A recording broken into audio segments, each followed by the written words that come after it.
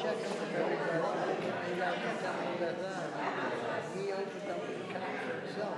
And then he took that What David Stewart. Yeah. This guy left town in the middle of the night. Thought he came away, but we found him. We found him. Catholic. And brought him cards and we given him.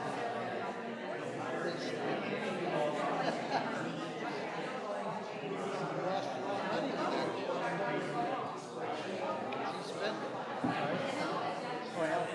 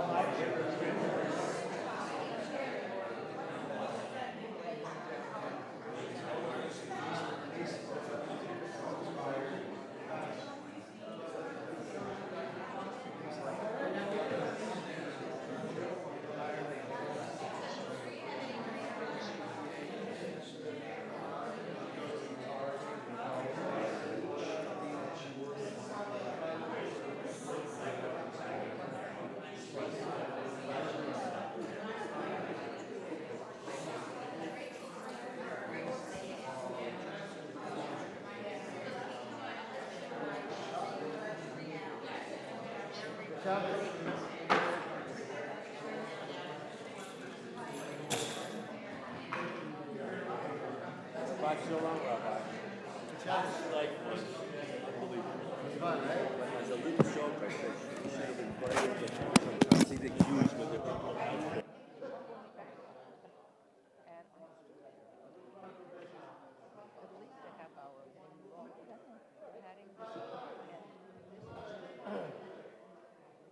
I don't think Bobby's been ready.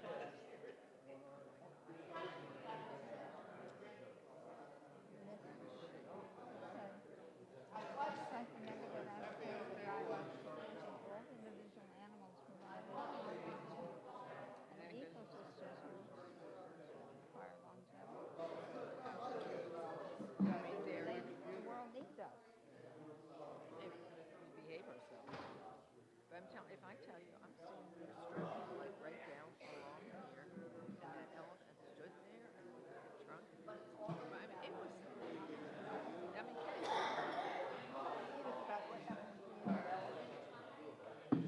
Just want to show you.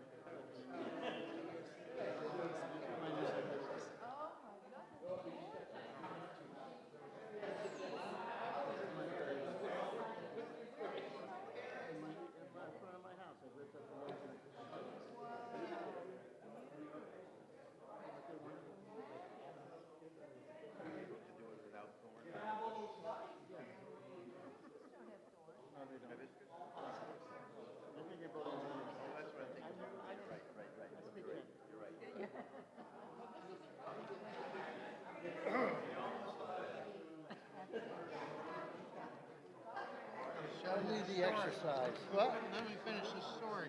Yes. Like your story about the guy who ran up. Right. So she asked him a question. Control it. And he realized that she caught on. and I forget. Yeah. So he went down to the Keys I've asked him several times. and jumped off a bridge. I understand. I said It's a never-ending thing. Well, what happened? Top over. He said, well, I picked him up and brought him back. Yeah.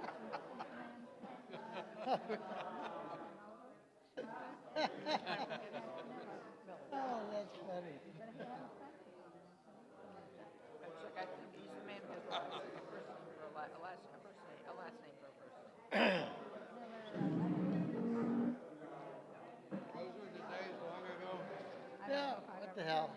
You could go. There's a restaurant called the Shrimp Place in Miami, not out there. That place. You could buy for lunch a dozen fried shrimp and a key lime pie and Oh, yeah. a French fries and whatever else. Coleslaw, $1.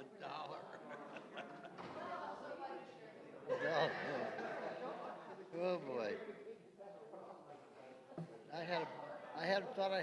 I think I did have a real bargain yesterday. I bought a Pollo Tropical. I bought a chicken dinner with rice and beans, $7. That was good. Vishamru HaShabbat Et HaShabbat LeDoros HaMerito Vishamru B'nei Yisrael Et HaShabbat L'asot HaShabbat LeDorotam Berit Olam Ben Yuven B'nei Yisrael Oti Leolam Oti Leolam V'shamru B'nei Yisrael Et HaShabbat L'asot et HaShabbat LeDorotam Berit Olam Ki sheshet yamim Asa Adonai Es HaShamayim V'et HaAretz V'shamru B'nei Yisrael Et HaShabbat L'asot et HaShabbat LeDorotam Berit Olam Uvayom HaShvi Shabbat V'nafash Shabbat V'nafash Shabbat V'nafash V'shamru B'nei Yisrael Et HaShabbat L'asot et HaShabbat LeDorotam Berit Olam Baruch atah Adonai Eloheinu melech haolam Borei peri hagafen Amen. L'chaim. Okay, Torah study blessing. Baruch atah Adonai Eloheinu melech haolam Asher kishanu b'mitzvotav v'tzivanu la'asot b'divrei Torah. Amen. Okay, good Shabbos, everyone. We are up to Exodus. We're beginning a new book. And we're going to start with chapter 4, but I want to show you something quickly in chapter 1. If you just look with me, chapter 1, verse 1. Every once in a while we find a code that relates to our given day or a given situation in the world. And it says these are the names. So the second book of the Torah is called Shmot in Hebrew. Shmot means names, right? You've heard the word Shem. Shem means name. Shmot is the plural of names. However, in English, it has another nickname that we refer to it as Exodus, which was really just a way of introducing the Jewish world to reggae. That was the point of it. That's what. Okay, if you didn't see the movie. But if you look at the beginning of the verse, at the beginning of the Torah, here it says, Ve'ele, and these, Shmot B'nei Yisrael, the names of Jews, Habaim, who are coming. Or it just says the names of Jews who are coming. Now, if you've been following the news at all, there's been a development in Israel. Now, if you take the first letter of forget Ve'ela, forget the and these, but starting with Shmot, which is the name of the Torah portion. If you take the first letter of the next three words, the names of the Jews, right? Because there's been a list of the hostages that are coming home. So if you looked at Shmot B'nai Yisrael, the names of the Jews.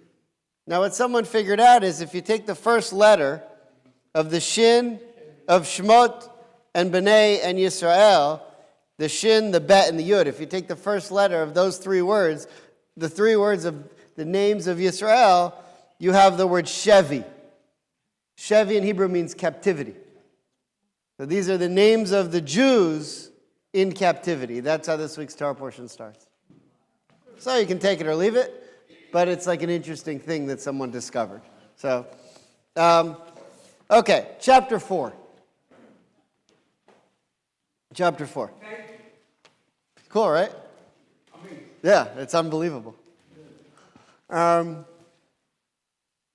Okay, you know this. Okay, so this is something that I've explained multiple times over the last few months. I don't know why it's really resonated with me. I wrote my commentator article about it as well. The idea of the way that Genesis ends and Exodus begins. That Genesis ends with hardly any Jews in the world, and Exodus begins that there's so many Jews that Pharaoh needs to enslave them. And so we recognize that hundreds of years passed between the end of Genesis and the beginning of Exodus, and in that time, while the Jews were in Egypt, some sort of miracle happened, and the Jews were very prolific and were producing lots of Jews, to the point, and here's the main point, we end Exodus by saying the Jews are a clan of about 70 souls. But when we begin Exodus, they're this entire nation that is so scary to Pharaoh that if he doesn't enslave them, the Jews could overthrow Egypt. And a good question would be, well, why is he so afraid of 70 Jews? Who are all these Jews? So at some point between Genesis and Exodus, they multiplied. The Midrash has some different explanations about how that happened, but clearly it happened, because why would Pharaoh be worried about 70 Jews?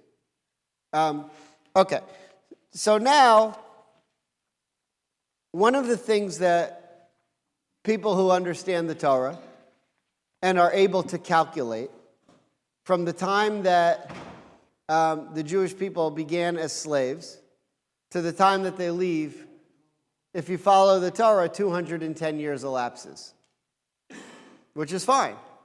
After 210 years, if you would have asked the Jews who were slaves for 210 years, do you feel you've sufficiently gotten the point of slavery? You know, do you feel like it's made enough of an imprint that this could be remembered? Or would you like a little bit more to make the point? They probably would have said, we're good after about 1 minute. But the problem with this is that God told Abraham, your people are going to be slaves for 400 years. Right? You see, so if God told Abraham in Genesis, you're going to be slaves for 400 years, and then they're only slaves for 210 years, a good question would be, what happened to the rest of those years? And if that was the case, why? Now, we've talked about different reasons. The Zohar has some very compelling reasons. But one of the things you might say is that after 400 years, some sort of redemption happens. And when the Jews go out now, maybe this isn't complete redemption. Maybe after 210 years, this is the beginning of redemption. All right. Now, we talked about this a few weeks ago when we talked about the idea, if you remember when Herzl died, and Rav Kook wrote a eulogy for him, and he said, you know, this is Mashiach ben David. This is the opening seeds of the Messianic era. And it's starting to bring the Jews home, but we're not all home yet. And we haven't had Mashiach ben Yosef, which is the final. Okay, so could it be that the 210 years is more of a Herzl moment than in other words, more of an 1897 than a 1967, right? Moses is more of a Herzl, but the same name. Right? Well, same, not name, but you know the famous picture of Herzl looking over the river with the long beard? It's meant to look like Moses, you know. But like Moses, like Herzl, Moses is going to lead the Jewish people out, but he's not going to get there with them. He's not going to go to Israel, right? So maybe this is in year 210 the beginning of something, and we'll see what happens in 400 years. But Moses is not King David or King Solomon. He's not the one who's going to build the temple and found Jerusalem. He's the one who's going to take you out of Egypt and start the idea of going back. Now, when Moses comes along, he also says, it's not for me.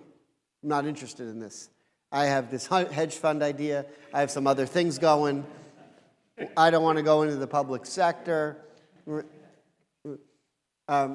thing with the sheep. Got this great thing going with sheep. I tell them, go here. Then I come out, I wake up, take a nap. Now go there. If you had to characterize Moses' personality, what do we know about him what kind of guy is he like? Humble, yes, very humble. Action, okay, yes. Is he friendly? Does he sound like a fun guy? No. He's not like Abraham, right, who invites you into your tent and has a party and gets the food. Moses is a very serious man, right? He's very legal, right? When we think of Moses, we think of the law, right? And he's very humble, and he's very action-oriented, right? He kills the Egyptian, and that's why he has to leave Egypt. I think it's fair to say he leaves his wife because he feels that he needs to spend all his time focusing on God, so he divorces, or at least separates from Zipporah, which is the reason, according to Rashi, that Miriam and Aaron are gossiping about him. And when Miriam gets the leprosy, it's because she's saying, I don't love what he's doing with Zipporah. Moses is not perfect. He makes a few mistakes here and there. Yes.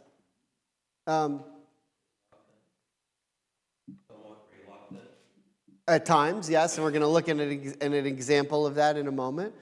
So I think it's fair to say, to be honest, we don't know that much about him.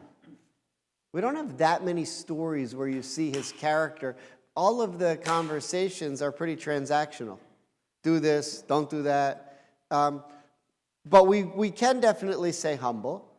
And when God first comes to him and asks him to be the leader, he stumbles, and he's not sure he wants to do it. So I want to look at that section now in chapter 4, and I think we're going to see something very interesting derived from it. Okay? So chapter 4, verse 1 of Exodus. Everyone have it? Okay, Nora, is that mic on? Is it red on the bottom? Yeah. Okay, all right, here we go. Chapter 4, verse 1. But Moses spoke up and said, what if they do not believe me and do not listen to me, but say, the Eternal, are we on? Yeah. The Eternal did not appear to you. The Eternal One said to him, what is that in your hand?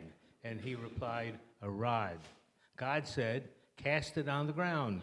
He cast it on the ground, and it became a snake, and Moses recoiled from it.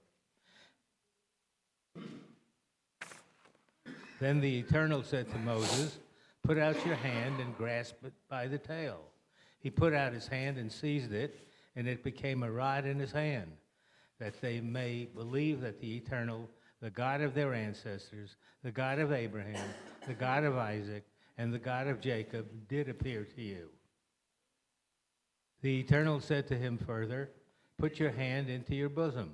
He put his hand into his bosom, and when he took it out, his hand was encrusted with snowy scales. And God said, put your hand back. Okay, so that's a punishment. Moses is just punished right there. And God's establishing the rules. Now, he gets this sara'at, this scaly affliction that's often called leprosy, but is not leprosy. A good translation of sara'at into English is sara'at, Yeah. right? Because we don't really know what it is. It doesn't exist anymore. Now, remember, Miriam gets it. She gets it over her whole body, and she has to leave the camp. What was her punishment? What was her transgression? Lashon hara, right? Sin. Gossip. Moses just gossiped as well. Look at verse 1 again. Norman, would you mind reading verse 1 one more time? Sure. But Moses spoke up and said, "What if they do not believe me and do not listen to me, but say, the Eternal did not appear to you?" Okay. In other words, he's saying they won't believe me. Now, what he's really saying is, yes, and their faith is weak, which is fine, it may be. But that's not for him to judge. That's not for him to talk about other people. So because of that, he's stricken with Sarad. Rashi said, I didn't bring this Rashi, but here's what Rashi says on it. With this sign, too, he hinted that Moses had spoken derogatory talk when he said, they will not believe me. Therefore, God smote Moses with Sara'at, just as Miriam was stricken with Sara'at because of derogatory talk.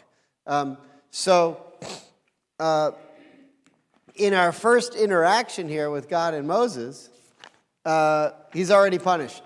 Now look, it's a quick punishment, but boundaries are being set right away. Okay. Now, once this boundary is being set, Moses might say to himself, "What do I need this surus for? I already have the sheep. Sometimes I tell them to go there, and they don't go there. I have that kind of stress in my life. But I don't know if I want this job. I don't know if I need it. And we're just getting to know each other, and you're already punishing me." It's like my coach in college, when I was playing tennis in college, my coach if we got mad or frustrated in practice, he used to say things like to us, like, "If you're getting mad in practice, what are you going to do in the match? Like, you've already lost. You haven't even started." I said, "Well, okay." And I said to him, "You sound a lot like Exodus 4. Yeah. No, it was before I knew Exodus 4. Okay, let's keep going and see what happens. Norman, where do we leave off? Something like 4. Okay, so let's. Then the Eternal said to Moses, "Put out your hand and grasp it by the tail." He put out his hand and seized it, and it became a rod in his hand, that they may believe that the Eternal, the God of their ancestors... No, we did this. We're up to verse 8. Continuity. That's all right. Our time is short. We have a long way. We have a lot to get to. Verse 8. And if they do not believe you or pay heed to the first sign, they will believe the second. And if they are not convinced by both these signs and still do not heed you, take some water from the Nile, pour it on the dry ground, and the water that you take from the Nile, will turn to blood on the dry ground. Okay, so all of that now was sort of the courtship and the this is how it works. This is what you're going to do. And now finally we get to Moses' reaction of, wait a minute, I haven't said if I'm in or not yet. Right? I haven't decided. Now God all along is thinking, you're in. This isn't really a negotiation. You're doing this. But by the time we get to verse 10, Moses is now saying, I haven't decided if I'm in yet. In fact, I don't want to be in. Okay, so now look what happens, verse 10. This is the part I really want to focus on. But Moses said to Adonai, "Please, O my Lord, I have never been good with words, either in times past or now, that you have spoken to your servant. I am slow of speech and slow of tongue." And Adonai said to him, Who gives humans speech? Who makes them dumb or deaf, seeing or blind? Is it not I, Adonai? Now go, and I will be with you as you speak and will instruct you what to say. Okay, so this is like the whole time, verses 1 through 9 is like when someone comes and asks you to do something you don't want to do. Like maybe someone you don't even particularly like. Hey, what are you doing tonight? You want to go out to dinner? You have verses 1 through 9 to come up with an excuse. My kids are in town. My wife is sick. We have other plans. You know, so you have 1 through 9. So Moses is going through his mind and saying, this sounds terrible. Let's see. What do I got? What can I work with? Speech impediment, which is under, you guys want to go out with us tonight? My wife's I'm not feeling well. That's this one. That's the one he went with. I had other plans. Okay. I don't feel well. Okay. Verse 10, he says, so he goes with, I have a speech impediment. I'm not a man of words. And then he says something very interesting. If you look at verse 10, I want to look at it carefully. Verse 10 is a very bizarre verse. Vayomer Moshe el Hashem. Moses says to God, be Adonai, which is different than the way we usually say it. Here it just means, please my master or my Lord. Lo ish devarim anochi. I am not a man of words. Okay, fine. But what does that mean? Gam mitmol, gam mishilshom, gam me'az. This is what a thing to say. Not since yesterday, nor since the day before yesterday, nor since before you spoke to your servant. What is that? What is he talking about? If you would have asked me to do this, like a month ago, I would have been your man. But like the last few days, I don't speak so well. I'm not sure. It's a very, very strange verse. And then he says, Ki kaved peh uchvad lashonani. So in other words, he sort of repeats it and says, because he already said, I'm not a man of words, but now he says, I'm heavy of mouth and heavy of speech. Now he's going to say this again, and when in chapter 6 later on, in chapter 6 verse 12, Moses came back before God saying, because the first time he goes, the Jews don't listen to him. They say, oh, thanks. You came to help? Pharaoh just made it worse. Now we have to collect our own straw. You've come to take us out. You've actually made it worse. So what does Moses say? He goes to God and says, didn't I tell you I don't speak well?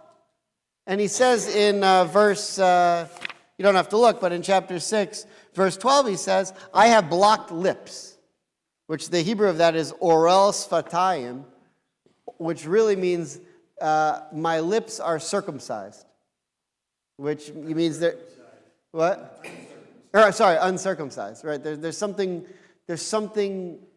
deformed about it, or blocked. Blocked is maybe a better term. Okay, so this is verse 10, Rashi.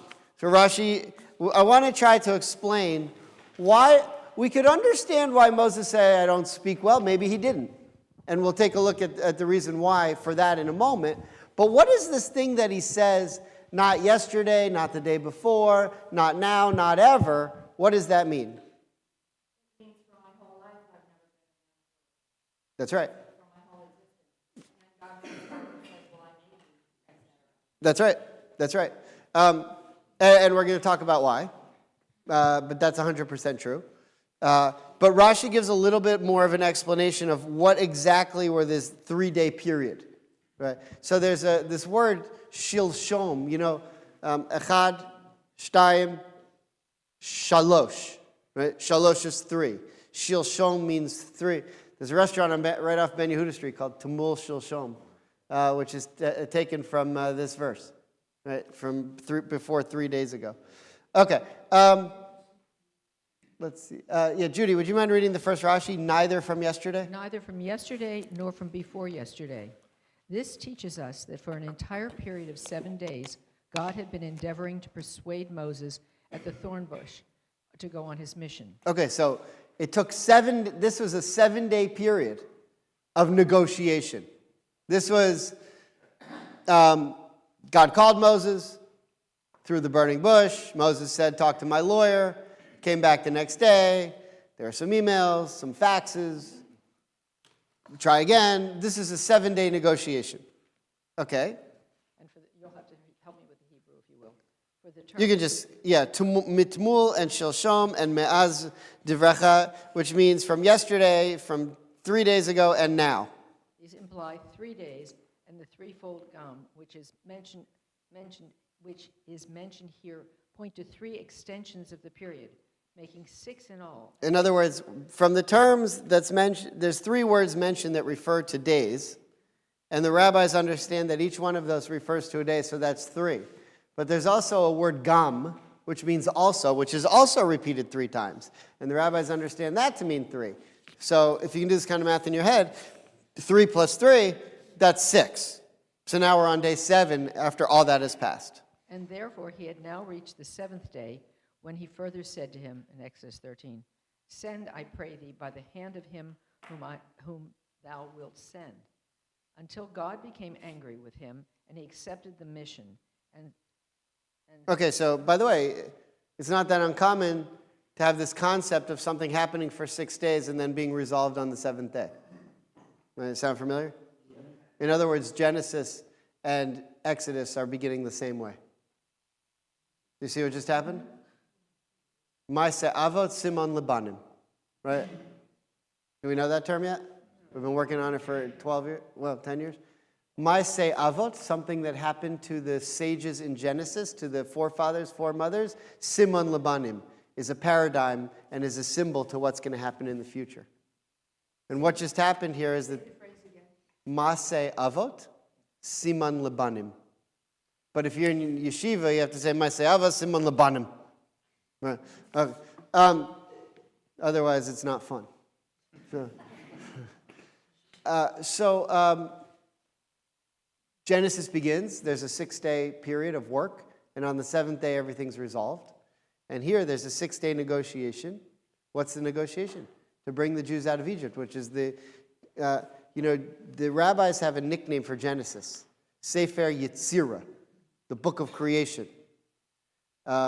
And they also have a nickname for every book, but their nickname for Exodus is Sefer Geula, the book of redemption. So the 6th day and then the 7th day resolving is the story of Genesis, creation.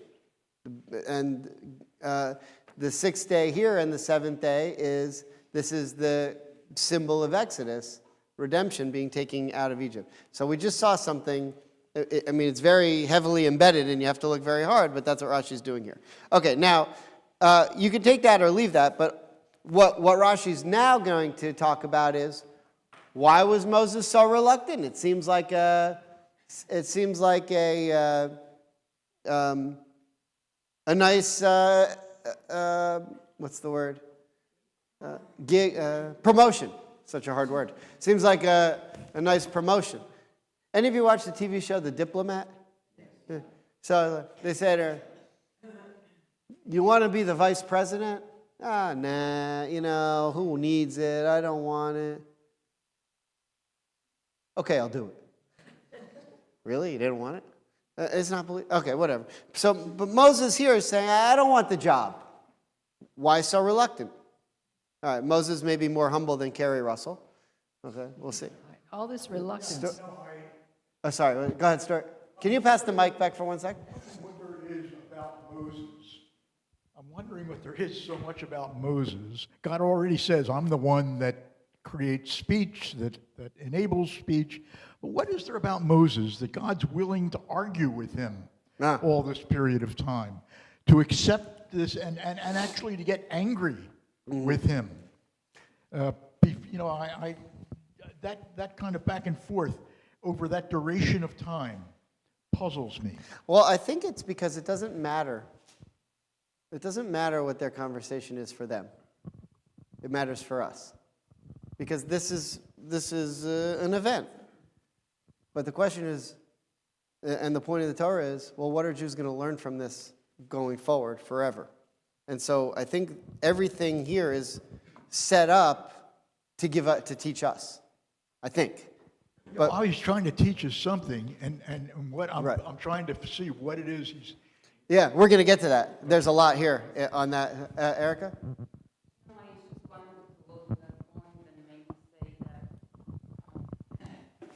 I think that it shows and it sets the tone of other instances in Exodus about this covenant, this idea that God is not mandating and exercising authority over people, but rather that this is really a covenant between God and a human being, and he's trying to convince him in order for him to accept those conditions and agree to those, as you were saying, they were negotiating.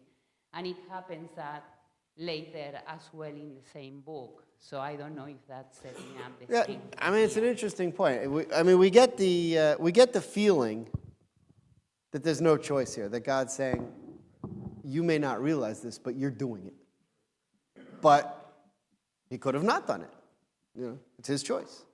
Joe, and then Judy, and then I've prepared a few things.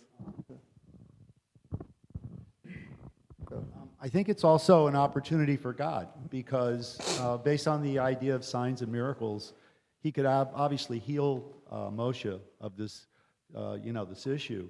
And he's basically saying, if I can make this guy go before the people and explain and do what I need him to do, I can do anything. By the way, he does heal him. When does he heal him? At Mount Sinai. Because at Mount Sinai, everyone was healed from all of their ails. And that is the reason why so many hospitals are called Mount Sinai. Because Mount Sinai, I'm being serious, Mount Sinai was a place of healing. And everyone was healed. But he had to prove that he was a leader with his ailment before he could be healed. Judy, and then Hillary, and then please let's move on, because we're running out of time. And we have a lot more to get to. Just a quick point that has occurred to me now. God doesn't have too many choices among the Jewish people to be a leader. Moses was the only one who was both Jewish and had been raised in the Egyptian world. Mm-hmm. And he's the only one who probably can appeal to everyone. And I think at that point, God, we don't hear it here, but God knows that this is the guy he's got to use. And if he's got to persuade him, if he's got to be patient with him to get him to do what he wants him to do, this is his guy. He doesn't use anybody else. Moses was. So there were some other choices. It's not the only one. Could have chose Aaron. But Aaron wasn't raised in the Egyptian court. Yes, he was. He was a Levite. But could have chose Miriam too. But that's within the Jewish community, in the Israelite community. Yeah. Moses, though. Oh, because he actually grew up in the palace. Moses had access to the palace. Okay, fair enough. I could accept that. Okay. Hillary, last comment. I know in previous years I've alluded to this, but since I've struggled my whole life with a stutter, I always find this particularly interesting, this Parsha. And I see here that God actually acknowledges that Moses had a stutter before Moses says it, because he says his name as an unpronounceable name. Right? Doesn't he, when he says, what should I call you? Isn't the word he gave him basically a name that's very hard to say, very unpronounceable? Ehiyah, Asher Ehiyah? I thought when you really try and read it, it doesn't make a sound or something like that. Wasn't I told that? No, there's a different name of God that's unpronounceable. Okay, but so that's not not that one. Oh, Not that okay. one. Well, then everything just fell apart. Because the reason I was saying that is that stutterers find it very difficult to say names. Interesting. You can't say, very difficult to say names. So if someone asks me my name, I go, it's Hillary. I put a word in front of it. That's interesting. And so I thought that, never mind. Unless you're biding your time. It's a very interesting point. I like that. Okay, let's keep going. Judy, where it says, all this reluctance. All this reluctance. was because he was unwilling to assume any dignity that would make him superior to his brother Aaron. Do you see that? That's the main point. The real reason that Moses was reluctant to take the job is because his brother Aaron was older, and his brother Aaron was also a prophet who Moses has witnessed speaking to God before, and Moses didn't want to take away the glory from Aaron, which is the exact same thing we see when Rachel is willing to allow Leah to be married first, right? The older sister should have priority, and Moses doesn't want to slight his older brother, according to Rashi. Okay, let's keep going. Anything that would make him superior. Well, actually, the rest of that part is just proof of how we know that Aaron's a prophet. But the real reason is that Moses used the stutter. I wouldn't really call it a stutter. He doesn't say stutter. It's more of a, and we're going to explain what happened to his mouth and why he talks funny in a second. It's more that he had a problem being understood because his mouth, his mouth had been injured. It wasn't a stutter. It was an actual physical injury that he sustained as a baby. And because of that injury, it was very hard to understand him.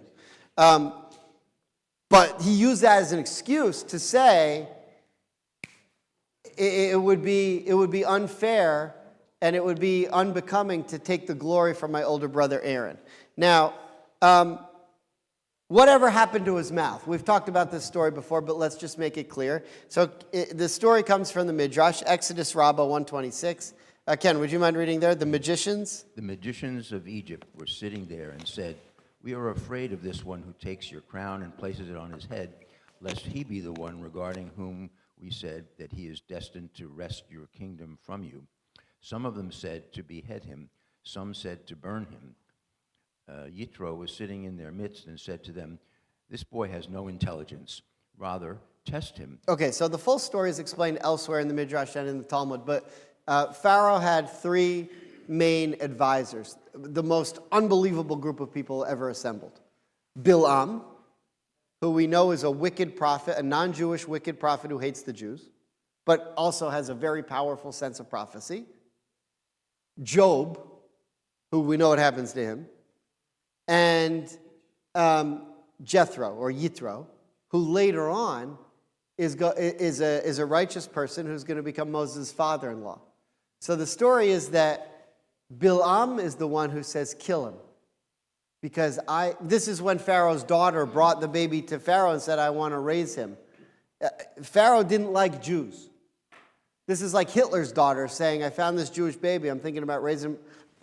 What? This doesn't happen. So she's making this, grand, argument that she wants to keep a Jewish baby. And Pharaoh says, "No, I'm worried these Jews are going to overrun me."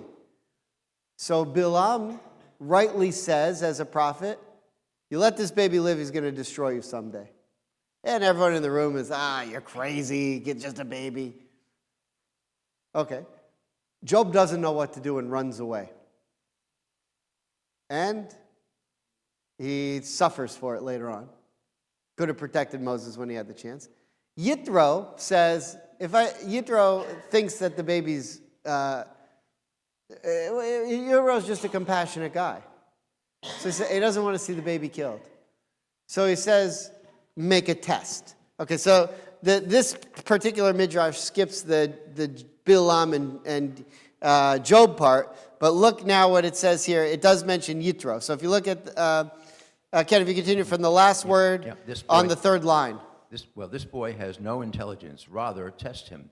Bring him before a bowl with gold and a hot coal.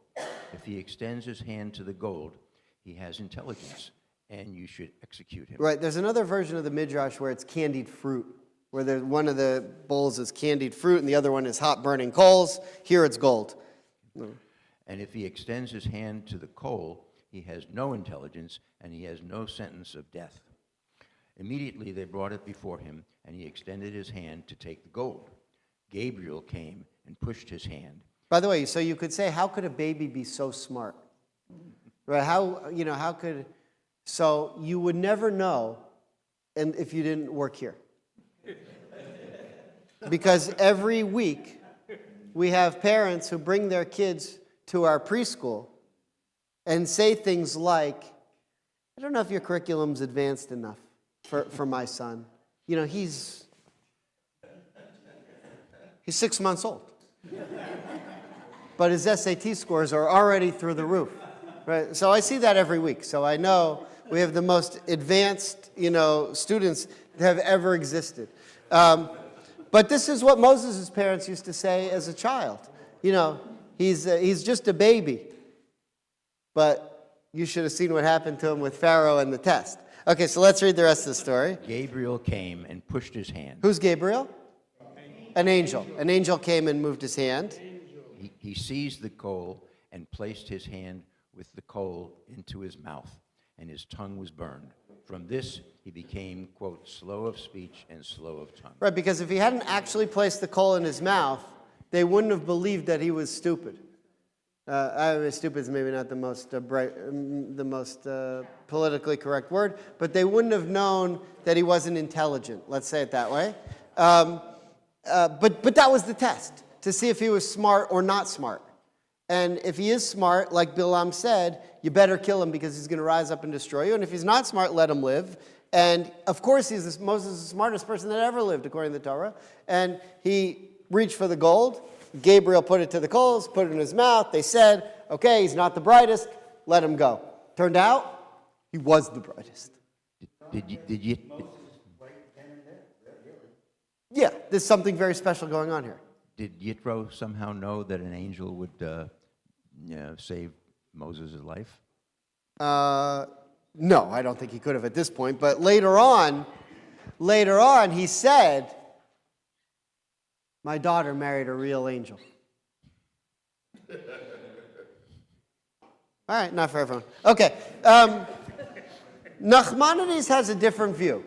If you look at the bottom of the page, this is Nachmanides' commentary on the same issue of Moses' issue of being slow of speech. Alex, would you mind reading that? The Ramban, 13th century Spain. In line with the plain meaning of Scripture, the purport of the verse is as follows. Moses said, For I am slow of speech from heretofore and from time past, for I have been slow of speech from my youth on, and all the more now that I am old. And also now, since thou hast spoken unto thy servant, for thou hast not removed the defect in my speech when thou didst command me to go to Pharaoh to speak in thy name. How then can I go before him? Okay, so by the way, I cut out the first part of Ramban, but if you remember Ramban, he did what he always did. He quoted Rashi and then said Rashi's wrong. Here's what it's really all about. But what he just said was, what Ramban is essentially saying here is that Moses had been annoyed about this speech difficulty his whole life. And he said to God, I've been dealing with this. No one understands a word that I'm saying. And I've wanted it to be gone all my life so that it would be easier for it to communicate. And you never made it go away. And now, not only did you not make it go away, not only did I not grow out of it, now you want me to be, of all things, a spokesperson? Really? I'm the one you think will be a spokesperson? So imagine this. Moses has to go to Aaron, who speaks beautifully, and say, God's picked me for something instead of you. Oh, what is it? Shepherd? No. Spokesperson. What? I don't understand a word you said. Nobody understands a word that you said. What about me? Right? So you see what a conversation that must have been. So do you think Moses really said, look, I tried to talk him out of it? There's a whole routine here, I think. I got to write this down. Okay. So now here's the chiddush. Here's the innovation that Ramban argues. Now, if you look on the second line, Now Moses, the last four words, it says, now Moses. Okay, let's continue there. Now Moses, out of his great desire not to go on the mission, did not pray before God, blessed be he, that he remove his defective speech from him, but he argued, Since you have not removed my slowness of speech from me from the time you spoke to me to undertake this mission, do not command me to go, for it is inconceivable that the master of everything should send a man of uncircumcised lips to a king of the nations. And since Moses did not pray for the removal of his defect, the Holy One, blessed be he, did not desire to heal him. Is that unbelievable? No. Why did it never get healed? God said, never asked. I'm not just going to do it. You got to daven. You got to pray for it. And according to Nachmanides, and since Moses never did. Yeah. Sorry, Alex. Instead, he said to him, I will be with thy mouth and teach thee what thou shalt speak, meaning that you will be able to correctly express the words which I will put in your mouth. Okay. Now, if you... All of this was in the Torah. All of this is in the stories that they made up. Yeah, it's all nonsense. They just made it up. They just made it up.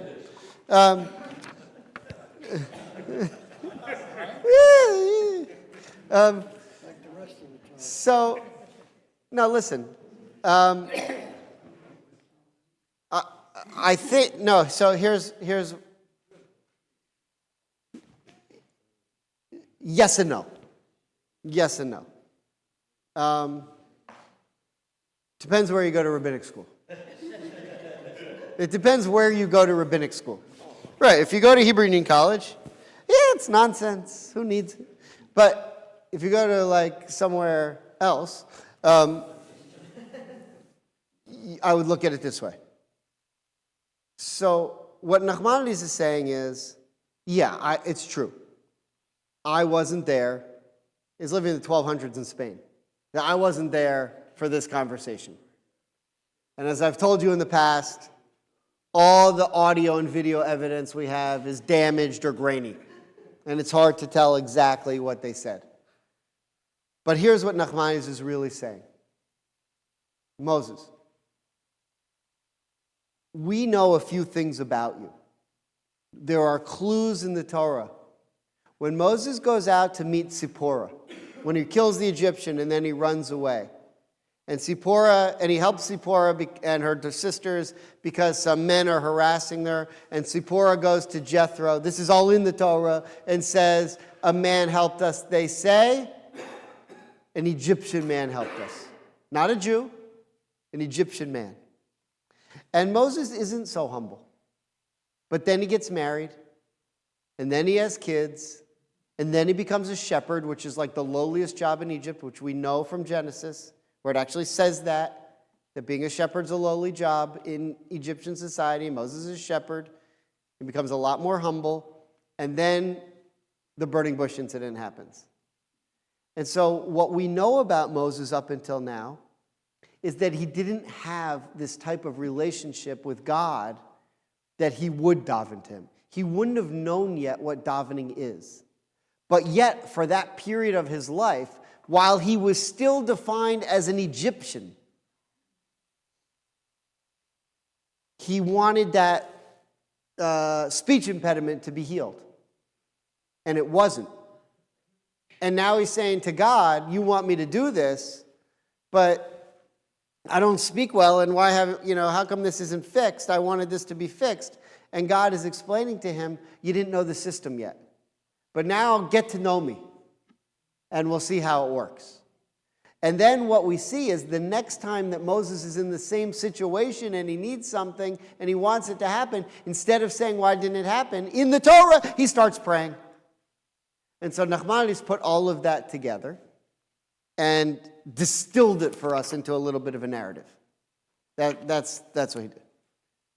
So if you look at it that way, it makes a little bit more sense. But to a certain extent, can we always say, really?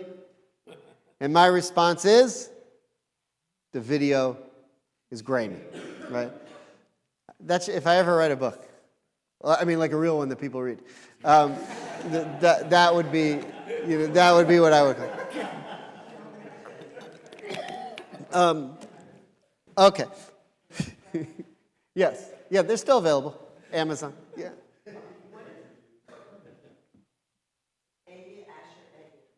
Okay. So Ehyeh Asher, it means I will be that which I will be, which is God's way of saying I exist in all tenses, past, future, and present.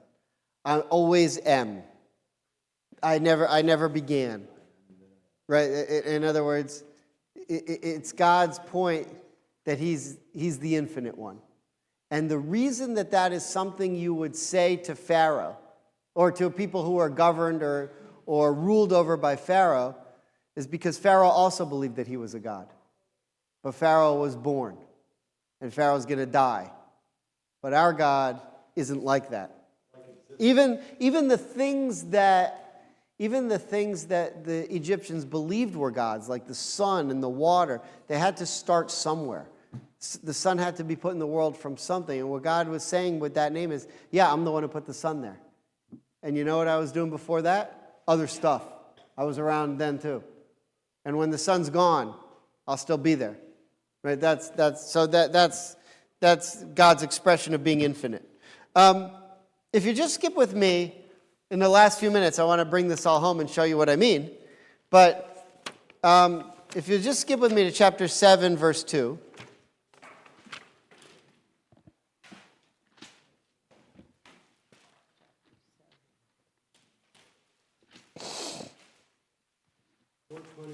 Now, Moses becomes the leader and the prophet, but Aaron becomes the high priest.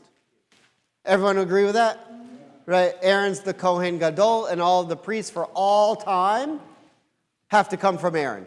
If you're not from Aaron, you're not a legitimate Kohen.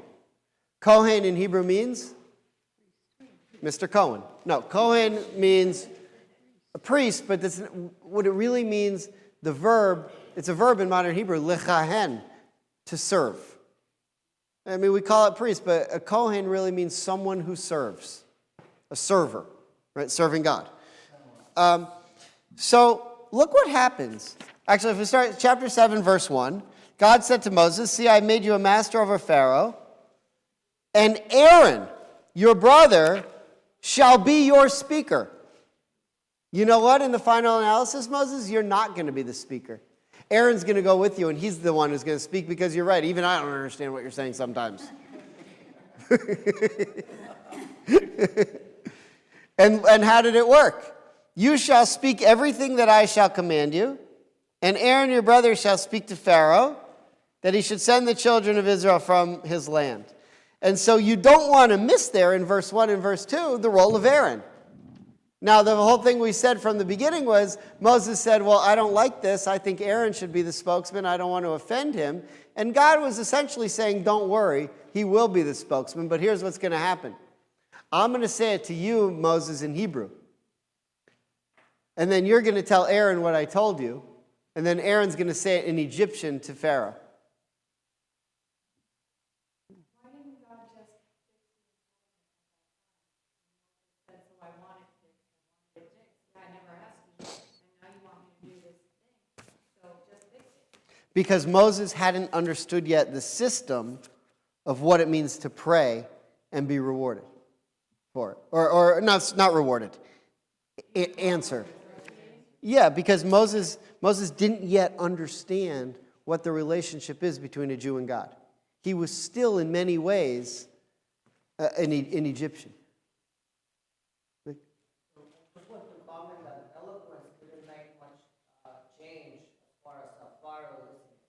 As far as what?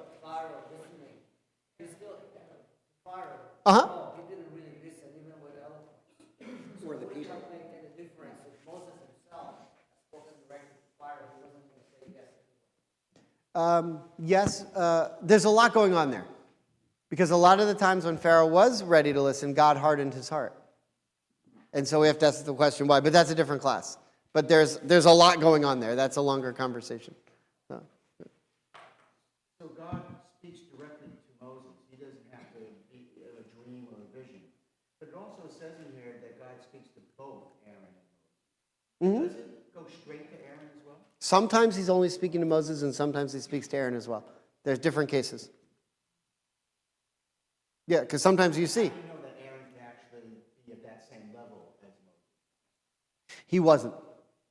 And I know that because the Torah at the end of the Torah says there was never another prophet like Moses. Nobody who could speak to God face to face. So Aaron must have heard the same messages through a vision or a dream, whereas Moses was able to understand it in real time. The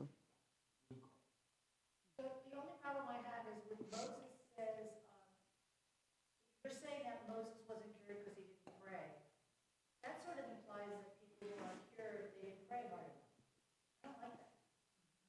I don't like that. I don't think.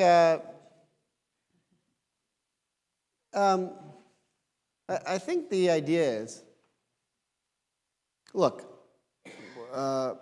it's true. We all, if someone would say to me, I was sick and I prayed and I didn't get better, I would say, you're no Moses. No, I knew JFK.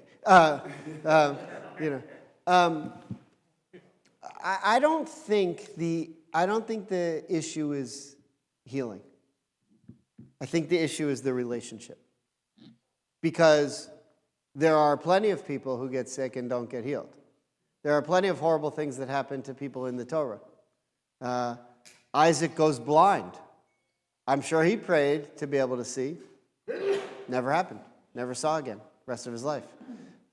Really, from the point of the Akedah on, Isaac couldn't see. There are terrible things that happen to people all the time. The question is, can you have terrible things happen to you and still be in a relationship with God? So the issue is the relationship, not so much the healing. But there's a lot more to be said on that. That's a much more involved conversation. Let me just we're running out of time, so let me bring you to the end here. If you'll skip with me to chapter 14, verse 13.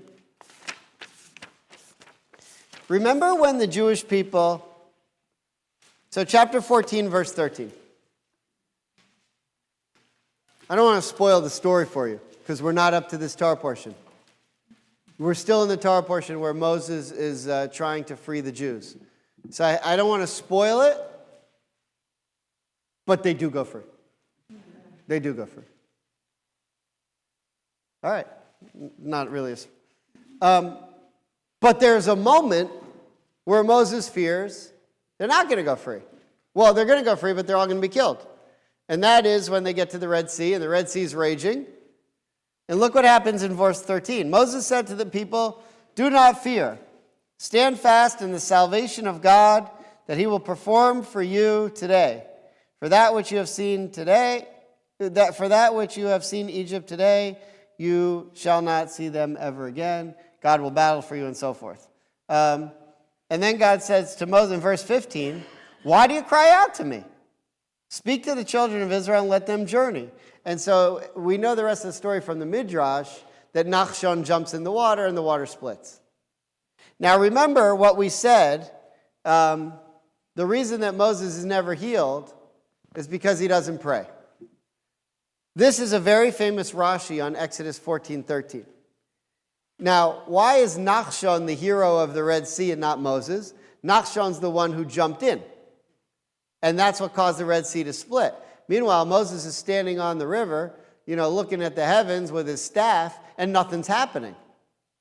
And God says to him, look, anyone have a mic? Right. Oh, Annabelle, would you mind reading the last Rashi there? Wherefore?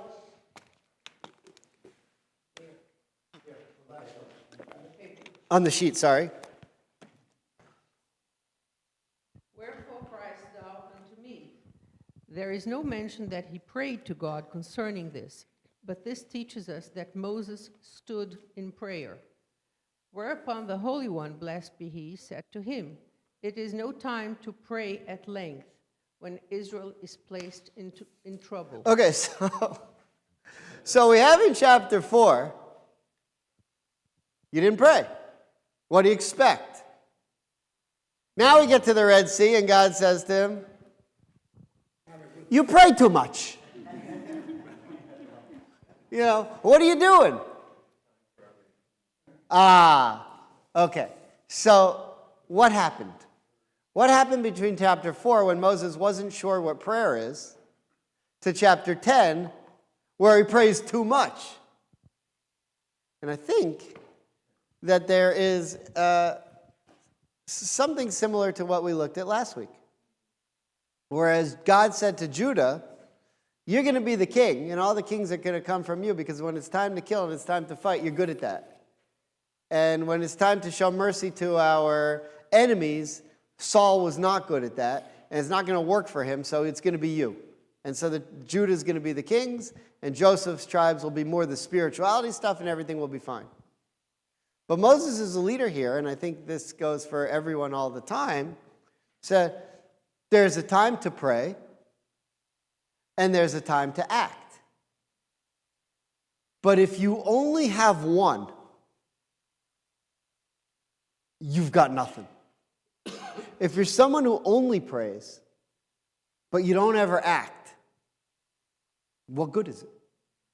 If you're someone who only acts, but you never pray, how do you expect God to be part of the equation? And so I think what we learn here from Moses in the development of Moses from being seen as someone who's a Mitzri, who's an Egyptian, as Sipporah described him, to someone who's now 100% at the Red Sea, a Jew or an Israelite, is he's recognized that there are things that you're supposed to do in life and that God wants you to do. But if you don't include God in the process of it, then what are you really doing? And so ultimately, one of the things that most Jews are, I don't want to make you feel guilty, but it's part of the job. There's one thing we're better at is study and maybe doing mitzvahs. We're not as good at prayer. We don't really get it. We don't really understand it. Some do. But in the liberal Jewish world, meaning the non-Orthodox Jewish world, when we go to daven, there are a lot of empty seats. But if you come for mitzvah day, there'll be 1 million people here. Right? And I think there has to be this understanding, if you want to be Jewish, if you want to be part of this, that the actions that we take have to come with the understanding that there's this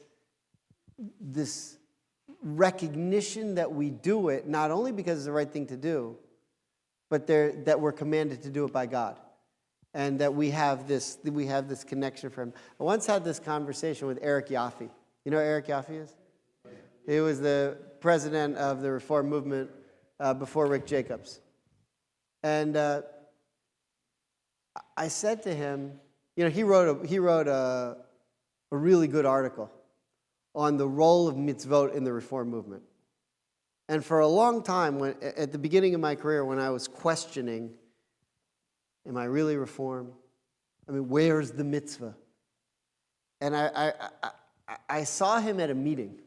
And I was this small assistant rabbi from, he never heard of. And he was the president of the URJ, and he was going around the room, and he was saying hi to everybody. And I said, this is my shot. I said, I've read your article 1 million times about the role of mitzvot. And I said, I feel like you say we have to do them. And then at the end of the article, you say, yeah, but we're Reformed, so you don't. And so I said, so what's the essence? What are we supposed to do? And he said to me, we have to understand the relationship between mitzaveh and mitzuvah. That there's a commander and there's the commanded. And if you can recognize that the mitzvot don't just exist in a vacuum, but they were put into this world in order to make this connection between us as Jews and God, then at least we can make, as Reformed Jews, an informed decision about how we relate to the mitzvot that we want to do.